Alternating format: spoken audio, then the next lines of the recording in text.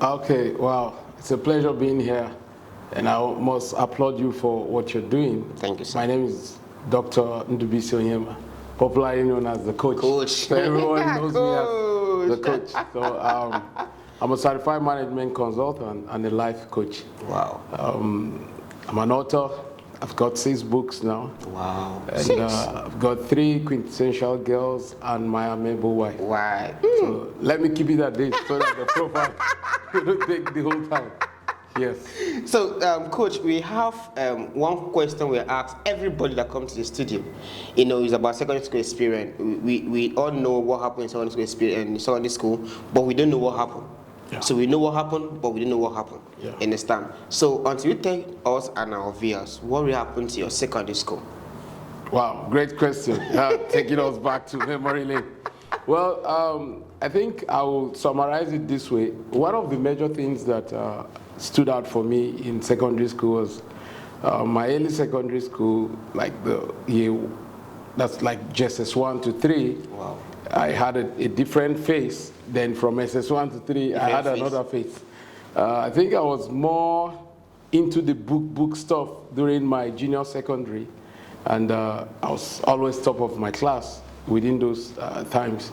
And along the line, I think I started drifting off. Friends that I started getting, majorly association, then I started losing focus. I started losing that concentration. So the book stuff wasn't really there. Yeah. Then, you know, not that I was a dull student, I was a very sound student, but, you know, along the line, it wasn't like that first position. Yeah. And I started dropping because different attitudes started coming in. And it blew me backward. Yeah, I must tell you, it blew me backward in my academics. But all in all, to encapsulate it was a great experience because I was a very social. I've always been a very social person. Yeah. In fact, I'll tell you something. Right there from my junior secondary, if anyone comes in to school, I'll be like to my class. I'll be the first person to take the person, give the person a seat. Yeah. So more like the landlord of the class. Yeah, you know, that kind of stuff. The landlord of the class. And, you know, then we had this, you know, having crushes for people and stuff. So anybody that had any crush for anybody, it was me, the organizer. They would come and meet me. Yeah, the chief. So I was the one that would, like, meet the person on behalf of social person. Social person, and initiate the conversation. So I had this, I've always had confidence, I've always had this high self-esteem, high self-value, you know. I've always believed that, life is about expression.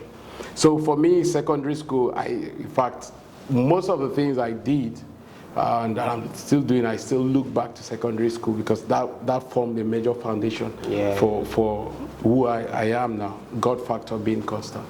Yeah. So in your secondary school now, what will happen to those? You said you didn't really enjoy your JS1 to JS3. So in SS1, you lose focus along the line with some friends. Yeah. So and those focus you lose with your friends, what happened to this? What happened those line? Yeah, I think basically for me it wasn't a positive a remark, so to say, because basically then I became more stubborn. I was getting into the black book of the school. In fact, at some point, some of my friends now that will be watching me will say, so it was you that did this thing, you know. Then I remember I was so loved by most people. If I say everyone, I might be exaggerating, but I was a lovable person. You know, then I remember I used to mime Fela songs and, you know, stuff like that. So I was very popular also, very social and popular. So when I learned that my name was in the black book of the school, because one thing that my dad hated was, you can come back home with your results not really nice, but he does principal's comments. Anything the principal says is wahala. So because of that black book that my name got into, I knew the comment wouldn't be a good one, because at the end of the day, they will evaluate all the reports before they will make comments. So at the whole school, they had one major big, this 80 long notes, black. So, and it was my friend. So when I discovered my name was there, I was like, for waiting now. This is someone that I interact with, we play and all of that. So why would she put my name in this kind of play? You know what I did? I just packaged the whole book and put it in the pit toilet. I just buried the book there. Yes, well, I buried the book there. Yeah, it was with one of my Ghanaian friends, Konedu. Yeah, we masterminded that operation. It was Operation Save Everybody. So yeah, that was the end of that book. That was the end of it. It was that bad. It was that bad. In fact, at some point, you know, Rattlesnake, there was this popular movie by Francis Duru, was the lead guy. Yes, Rattlesnake, Ahana, then 92. Because 92, I was still in my junior secondary. And that movie reigned. So 93, so we 93, yeah. So we formed the Sema Amadas. I think it was the name of that group then. So we had Snake, our Snake, we had Igwe, we had, you know, with my guys then. Not that we were notorious, but, you know, these guys, you know, these are the Godfather, yeah, I remember. So these were the guys, not really bad guys per se that were doing any major hit, but were tight, you know. So that really drifted, you know, academics and all of that. But all in all, I can say it was an experience because every moment in life becomes memory. Yes. And you know, when you look back at those moments, what are the lessons and the blessings there? That's what I take up from. Every event in life, you must have two things, the lessons and the blessings. So for me, the lessons there are things that I can look back on and help people walk through these things, because these are things that people face. Like the younger ones now in secondary school, they face this thing. So if you must stay focused with your academics, then you must mind your association. That's very true. Because your association can either mar you or make you better. Can either uphold you or exhaust you. So once your association is not right, you start having distractions, then you lose the primary focus, which is the academics, basically. Wow. So in that aspect, you mastermind and throw that book, that big book. The whole book, we buried it. So at that point, they were looking for the book in the school. Oh wow, till tomorrow. Till tomorrow. So because of you now, the whole 1,000 or 100 of I don't know. safe. It's a bailout. Oh, okay. That time there was no CC camera everywhere. No. Early, that was the 90s. Early 90s, early 90s, mid 90s. Yeah. We buried everything. Yeah, we had a pit toilet there. Then just put it there. So inside. just dump it there. It was a private school. It was one of the best schools then in Maiduguri. Yeah, Hima Private Secondary School. Then we were top in terms of secondary schools in Maiduguri. Yeah, we were top. Just buried the whole book. No, because you know, I remember one incident that took my name there. We had this further maths teacher, Mr. Felix. You know these people that solve maths a lot. Sometimes it's like the maths is solving their brain. So, so we had him. We had him, one Yoruba man like that. Oh, so he was a genius in further maths. So along the line, I think I did something, and he was trying to pull me backward. So I held the table, and he held me. He was forcefully pulling me. Then I was very big, you can imagine, like the size. Yeah, the size. He was trying to pull me. So along the line, I said, this man, he doesn't know who he is. I let go the table. That was how all of us, both me and him, landed on the floor. Yes. So they now took my name. You beat each other. Yes. I remember JSS1, I won't forget that day. My principal, Mr. Toro. Now, I think he's a chief now. What happened? Something happened in class, and somebody said, oh, this person is your wife. And I said, and then what, so what? And somebody else went and took the matter, escalated it, and principal called me. I remember I was kneeling down in that hall, SS3 hall. The SS3 students were there. I was in JSS1. I knelt down. You know, this huge biosama, he came. If you know this engine they use in grinding corn and all this. Yes. Yeah, the belt, that belt. He had one, correct one. I'm not exaggerating. I had over 30 strokes. All over. He doesn't flog like, bring your hand, show me. No. All over. Do you know what I did after everything? I just stood up and just Clean cleaned up. And the SS3 guys were like, oh, this guy is not normal. So that was the kind of, mindset I had. I had this strong mindset. I've always had that strong mindset. So it was secondary school experience for you. Yeah, so for me, it was like, you dare not touch. You might want to intimidate me because of the size. But you can't go scot-free with it. So I didn't have any of my mates that could beat me. Yeah, growing up. Because I remember JSS1, I was 11 years then. They called police for me. The police came to arrest me. 11 years. Yes. It's not part of the law. Yes. Not in school, but then at home. Off school. Off school, yeah. To show you the kind of, yeah. So that was secondary school life. And in all of this, I was still intelligent, I was brilliant, I was still doing my stuff, but you don't dare intimidate me for your size. Yeah. So in this part of in your secondary school now, yeah. So how many was your girlfriend then in secondary school? How many people were fighting because girls driven by the smart student and when a stubborn one too, and they know what they're doing. So how many of them was in your table?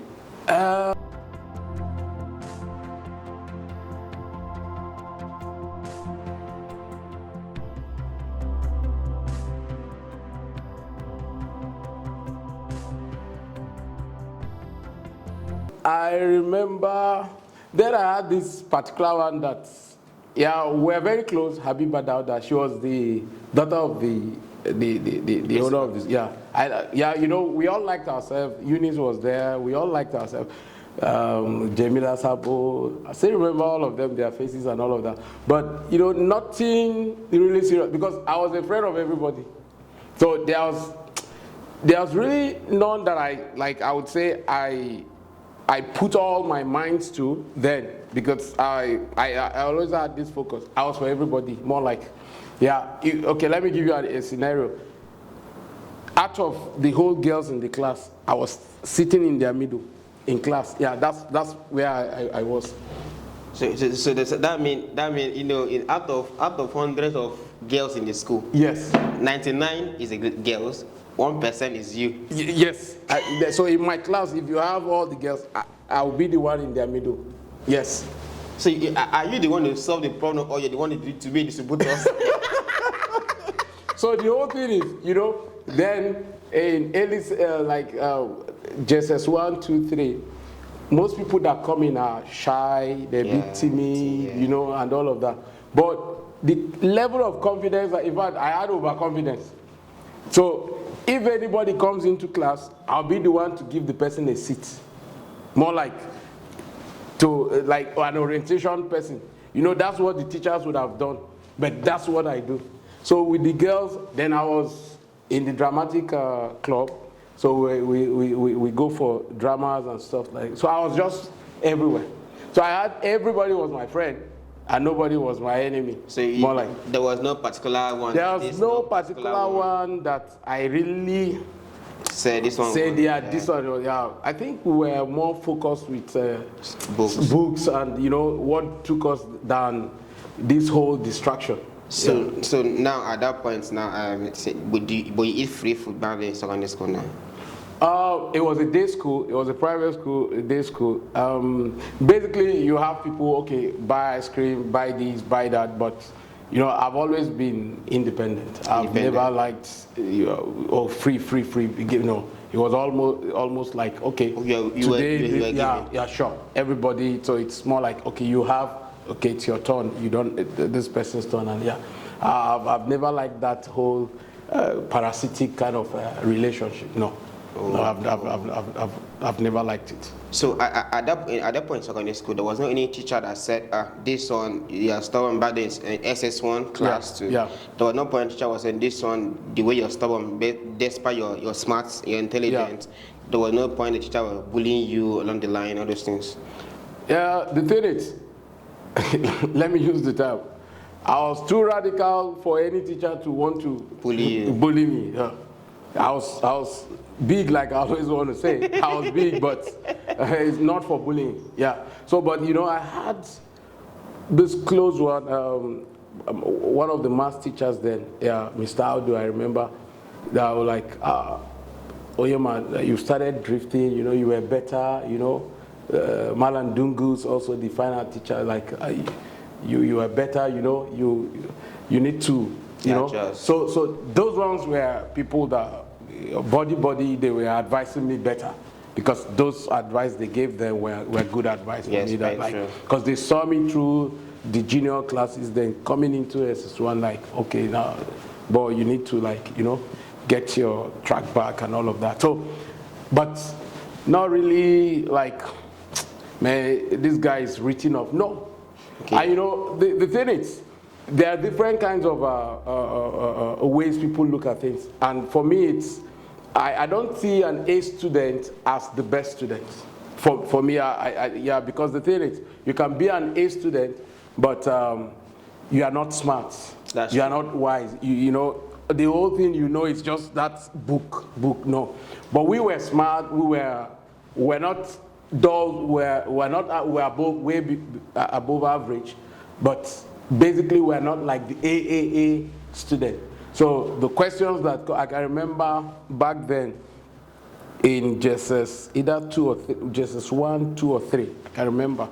We had this, because we give them nickname, Agric teacher, Papa Shango. We'll call him Papa Shango. So he asked a question, I remember that question. He said, what is the definition of land? I remember what was the definition of land. All the A's today, nobody could answer it. And they said, land, I stood up, I said, land is a free gift from God. Wow, I just made his day. He gave me 15 naira then. Ah, big money. Big money then, as in that 15 naira is like, I'm not exaggerating, probably like 20,000. Yes. No, you're right. Yes, big like money. 20,000, because then, 15 naira, because it was like, you know, so this whole common sense stuff, that's where I'm driving at. Don't just limit yourself to like book. You can solve all the math and all. No, you need to have that common sense, and that common sense is the street sense. Just how you can articulate your mind and so. And that brings us to, you know, someone said something. They said the A students are working in companies, are working for companies owned by B students and run by C students. Now that is to say that you are an AA kind of student doesn't qualify you to be the owner of the company. No. So you're intelligent, if you don't add it to that street sense, it might not give you the result that you are looking for. So if you want to own a company, if you want to like live above the bar, then you need to add your intelligence with other stuff, which is the common sense. Yeah. So that's fine. So, you know, in the include of, we need to get something right now because there are people watching us in this time. So, in the include of your 99 friends, female friends around you, so there was no clue of any of them fighting that this guy is my friend, this guy is my boyfriend, this guy, since you don't have any intention on them. So there will be a clue of this Odogo is, I'm crushing on this guy. Understand? It wasn't anything because nothing can hide in secondary school. Sure. Nothing can hide in secondary school. But when one or two persons make a move, the hairs of the fly or the air that blow will take it to the next direction to someone to hear it. So was it anything like that in secondary school? Not really. For me, like I said earlier, I had two people that were very close with, Unit Dibal and Habiba Dauda. There were two people that I was very, very close to. And my other friend, Felix, was kind of closer to Unit, that's junior secondary there. And I was kind of closer to Habiba. But yeah, I liked her there, you know, but you know, it was basic. I liked her, we were close, because most of the things we do, we're in the same class. We started JSS1 the same day, and that was how we finished till we finished SS3. You get it? So we're the pioneers of the class. So, but there was never a time we had incidents like, okay, two girls, you know, having crushes for one person and, you know, fighting and all of that. It was a very decent school and very disciplined school. Mama Rebecca was a very lovable person. She's still a very lovable person. And and a disciplinarian. So there were no rooms. We didn't hear such kind of stuff within our midst. And you know, the thing was like we were more of brothers, and we saw ourselves more as brothers and sisters than as this person is having crush for you. Yeah. We eat together, we play together, we do most things together. So there was no shame, nothing. So then what rest? You know, the thing is, there's a level of closeness that prevents things like that. Because you have become too close to the person. Relate with the person. Relate with the person. Then where are you coming from trying to say, okay, can we start something? Like, what you are doing is even more than what you want to start. So you get it. So more like that kind of a concept. It's just like, okay, you are getting close. You've engaged someone, and now you are coming back to say, can we be friends? you get that kind of scenario. So we were too close to now start. I can't remember any feelings and stuff like that. That's fine. That's fine. You know, ladies trust guys. Most ladies, let me use that word. Most ladies trust guys so much, so well that they can put their trust in them and then to share their secrets. Yeah. So in like what someone said in the studio one time, that some ladies are basket. You know, it cannot, nothing can sustain, like a water cannot sustain inside basket. Understand? So that is what some ladies are. Understand? Yeah. So now, why is it that most ladies tells guy their story, their secret, than their fellow ladies? Wow, great question. You know, the thing is, and well, just like you said, most, that means it's not all. No, it's not all, yes. Now, I believe there are factors that they look at. One thing is, ladies generally, with exceptions though, tend to lose those information. And so the level of trust that the ladies have for the guys, because of the way they see the guys, they feel the guys are more secretive, are more confidential than the ladies. The ladies would tend to talk more, and by talking more, they might lose those vital information that we are told them in confidence. So they have that perception that, yes, so the best way to do it now is to confine on the guys more than the ladies. And for the guys, basically, it's either they are confining on themselves or they are keeping it to themselves, you know. But for the ladies, they feel more relaxed. Like, personally, I've had such kind of, where maybe a friend is dating someone and she feels so free to tell me things happening with their relationship than like telling her fellow gender, you know. So for me, it's more of they perceiving us as people that don't talk much, though there are men that have verbal diarrhea, so they have tedious loquacity, so they tend to lose it. But generally, they see it from that angle. Then two, it depends on the level of relationship you have had with the person. There are people that see you as a mentor figure, even as though you guys are mates. He sees you like someone that, well, this is a big brother, so I can easily confide on this person. So they tend to. So I think those things, the confidentiality, the perception about guys with them, that is different from the perception they have about ladies, makes this happen this way. Though there are exceptions though, but generally you have more of this, the ladies confiding on the guys. Even with families, the girls, like I have 3 girls, they are freer with me than their mom. They tend to like relate tell me things more than them. So it's something, it's a universal stuff. Yeah, so they feel, okay, daddy, you know. So it's the same thing that applies here. Yeah. So, okay, that means they feel more comfortable. They feel more comfortable, yes. They feel, yes, than their female, because they feel the ladies will lose those information. Okay. And another thing is the tendency for them to quarrel. You know, when people, when it's going rosy, everything is fine, the secrets, those secrets are being hidden and kept. But once quarrel starts, yes, that's where you start hearing stuff like that. So they feel, so it's easier for them to break out with their fellow girls than breaking out with the guys. So that mean they can't keep information. The information keeping is limited. Absolutely. Limited. So that means when once they have an issue, a clash, an Yes, issue. because ladies are emotional. Oh wow. They are more emotional than the guys. There are exceptions in all we're saying, but ladies are more emotional. Now, yes. I'll tell you, from a mind perspective, now those emotions, they act more on emotions than the mind. Now, two things now, and I'm going to explain this. Now, when you act more from emotion level, you are acting based on feelings. But when you act more from the mind, then you are acting based on reality. Now, I'll give you an instance. There's what we call emotional hijack. Something happens to you, you tend to react to it based on what has happened to you. It's the feeling of what has happened that is justifying your action. So it's more like third law of motion. For every action, there's an equal and opposite reaction. Now, you're not digesting what has happened to act from your mind, but rather you are acting based on the prompt or the impulse you got from the emotion you are acting from. So ladies tend to act that way. Now, this is one example. Something happens in school to your daughter or to your son, and your son or your daughter comes back home and said, oh, my teacher flogged me.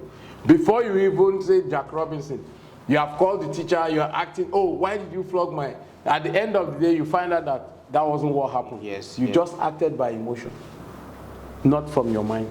So ladies, yes. So ladies have that tendency. You see them when they, you mean they tie it up, you know, it just comes in naturally. It's emotion. So ladies are tied down to their emotions. And that is why you see ladies, there are things that happen and you see them break down.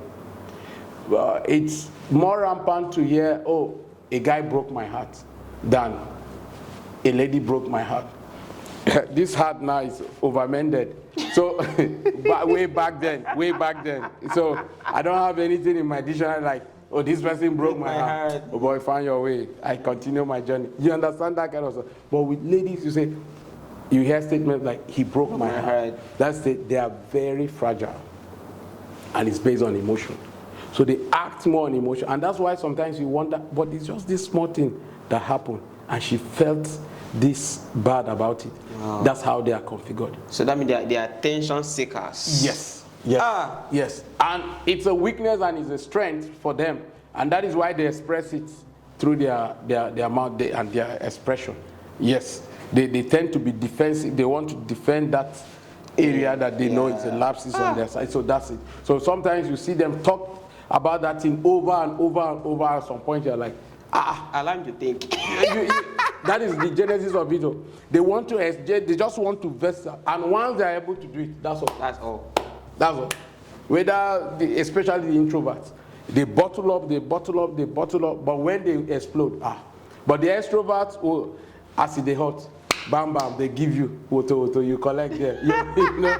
But for the introverts, they try to keep it, and that's what kills them. Yes. Because they are bottling it, they're not expressing it. The day they will find that energy to, maybe it's late.